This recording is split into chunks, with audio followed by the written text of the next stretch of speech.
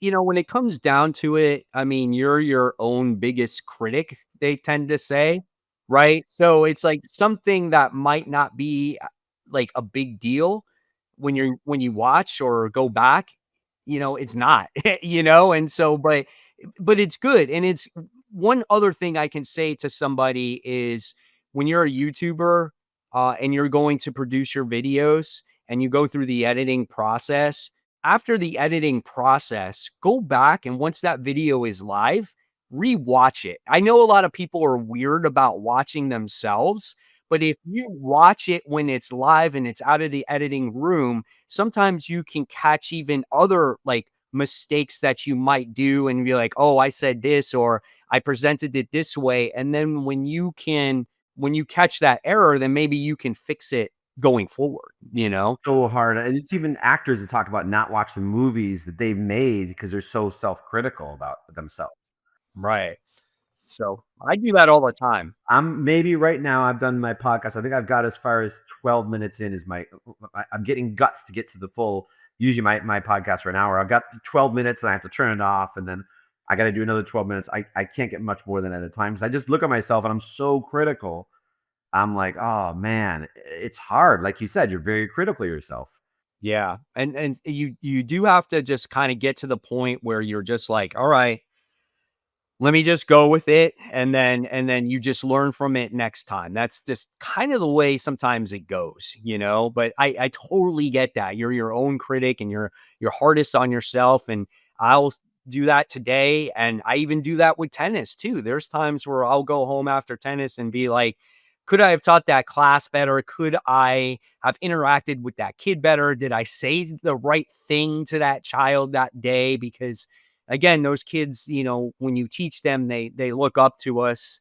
We're the role models, in very many ways. So it's just like you want to constantly try to improve. And as long as you have been doing whatever it is that you do, whether it's teaching tennis, podcasting, live streaming, being a YouTuber, you always want to try to improve and tweak and get better. And if you do that, then I think you can grow your audience that way too. If you feel comfortable and things start getting stagnant, then you're not going to grow your audience also.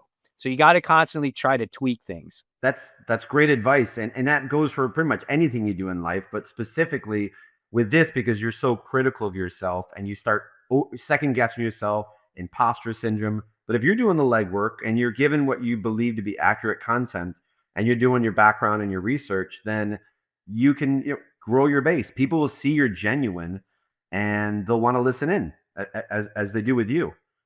Yeah, and I love it. And one of those things too, and there's another advice if you're starting a YouTube channel and you get people that comment on your channel, try to comment back. There is that little there's a heart on next to their comments if you like their comment, and just try to, just let acknowledge them because that's how you grow that audience. You know what I'm saying? So that's how you want to do it.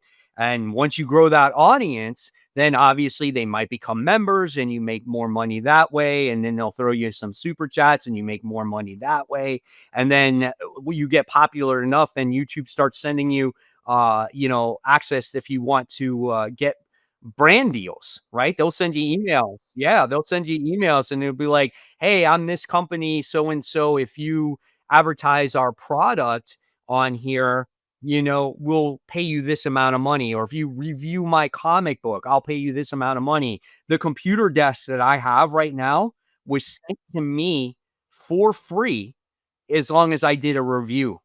So the desk that I'm on, I got absolutely for free. I got another company that sent me a desk as well. And I'm like, why do I need another desk? And my son, he needed a new desk for his room. So I was like, all right. I was like, I'll put it together. I put some of my comic book YouTube statues or my comic statues on there.